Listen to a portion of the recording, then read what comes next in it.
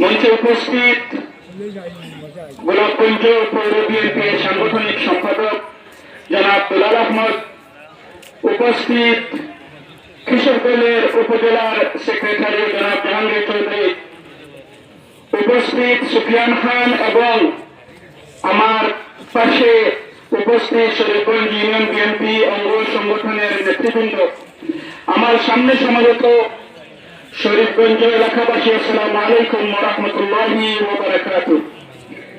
আশা করি সবাই ভালো আছেন। প্রিয় উপস্থিতি, সীমাহীন নির্যাতন, নিপীড়ন এবং জুলুমের পরে আমরা আজকে তত্ত্বাবধায়ক সরকারের অধীনে আছি। এটা আমরা বললে হবে না যে এই তত্ত্বাবধায়ক সরকার আসছে বিএনপি পরিবারের 17 বছরে হাজারো কর্মী খুন হয়েছেন।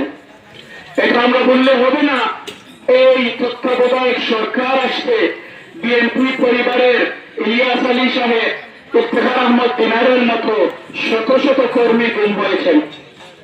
এটা বললে হবে না এই তত্ত্বাবধায়ক সরকার আসছে আমাদের উপর 1 লক্ষ মামলা, 60 লক্ষ আসামিও আছেন। এটা বললে হবে না আমাদের শত শত কর্মী আছেন যারা মিথ্যা মামলার কারণে, পুলিশি নির্যাতনের কারণে তারা তাদের মা বাবার জানাজার নামাজটুকু পড়তে পারেন নাই। এটা বললে হবে না যে আমাদের ফুলবাড়ি ইউনিয়নের প্রথম, গোলাপগঞ্জের প্রথম শহীদ যুবদলের জিল্লুর এবং 7 শহীদ গোলাপগঞ্জের 3 জন বিয়ানীবাজারের কারণে এই তত্ত্বাবধায়ক সরকার।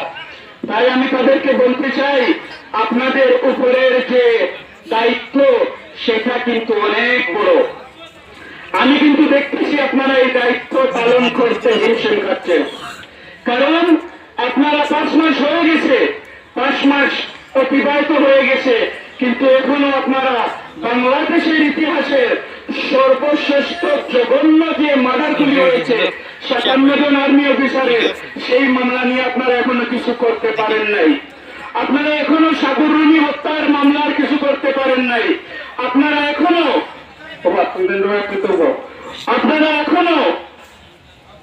শাপলা চত্বরের যে হুজুররা মারা গিয়েছিলেন, যে নির্যাতন হয়েছিলেন, সেই মামলার এখনো কিছু করতে পারেন নাই।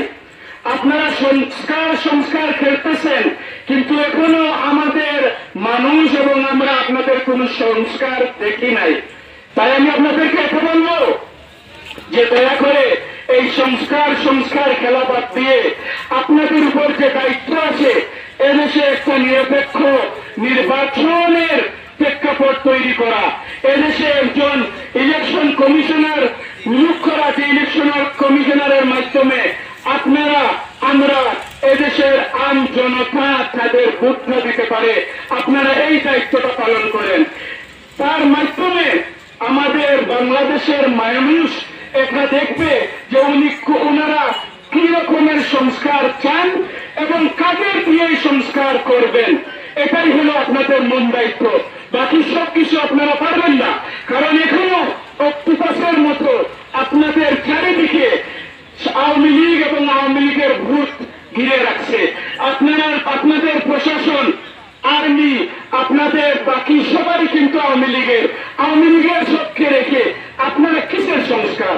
আপনাদের অধীনে বড় বড় যত আওয়ামী লীগের নেতারা আছেন তারা পাড়ি জমাচ্ছেন ইন্ডিয়াতে, লন্ডনে এবং আমেরিকাতে। এটা কিভাবে হয়? তাই আমি এটা মনে করি এবং আমার দল মনে করে এবং আম জনতাও এটা মনে করে, আপনাদের দিয়ে সংস্কার হবে না। আপনাদের যে আন্তরিকতা, সেই আন্তরিকতায় কিছু না কিছু একটা অভাব আছে। প্রিয় উপস্থিতি, আমি এখানে মূলত এসেছি বাংলাদেশ জাতীয়তাবাদী দলের একজন প্রতিনিধি হয়ে আপনাদের কাছে তারেক রহমান সাহেবের 31 দফা নিয়ে আলোচনা করতে। এই 31 দফা কি? এই 31 দফা হচ্ছে বাংলাদেশকে সেফ এবং সিকিউর করার একটি পরিকল্পনা। কিভাবে?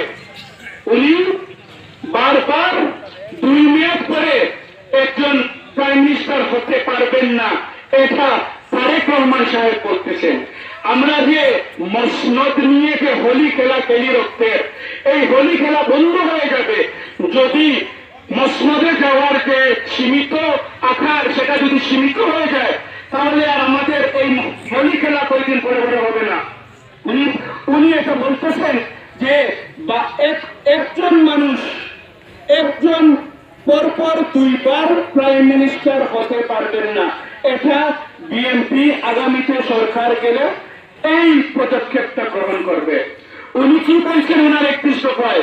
উনি বলতেছেন যে আমাদের যে ইলেকশন কমিশন, সেই ইলেকশন কমিশনটা আমাদের পার্লামেন্ট থেকে পৃথক থাকবে। পৃথক থাকা মানে কি? পৃথক থাকা মানে হলো যে ইলেকশন কমিশন ফ্রি এবং ফেয়ারলি নিরপেক্ষভাবে 5 বছর পর পর ভোট জনগণের ভোটের মাধ্যমে যে পার্টি নিয়োগ হবে সেই নিয়োগ পার্টি সরকার করবে, সেই ব্যবস্থা করবেন। উনি কি বলতেছেন? আম জনতার জন্য স্বাস্থ্য সেবা। আমরা এখানে সবাই আমরা আম জনতা, গরিব মানুষ। আমরা গরিব মানুষ প্রাইভেট হসপিটালে যেতে পারবো না। আমরা গরিব মানুষ ইন্ডিয়াতে গিয়ে চিকিৎসা নিতে পারবো না। আমরা কিসের উপর ডিপেন্ড করি? আমরা ডিপেন্ড করি আমাদের গোলাপগঞ্জের এই যে হসপিটাল, এটা আমরা ডিপেন্ড করি আমাদের উসমানী মেডিকেল কলেজ। এটা উনি কি বলছেন? তারেক রহমান সাহেব বলতেছেন এই 31 দফার মধ্যে স্বাস্থ্য সেবা নিয়ে বিএনপি অন্যভাবে কাজ করবে। অন্যভাবে কি? যে আমরা স্বাস্থ্য সেবাটা আম জনতার কাছে, আম জনতার নাগালে যেন নিয়ে আসতে পারে। উনি প্রশাসন নিয়ে কি বলতেছেন? প্রশাসন নিয়ে উনি এটা বলতেছেন যে প্রশাসন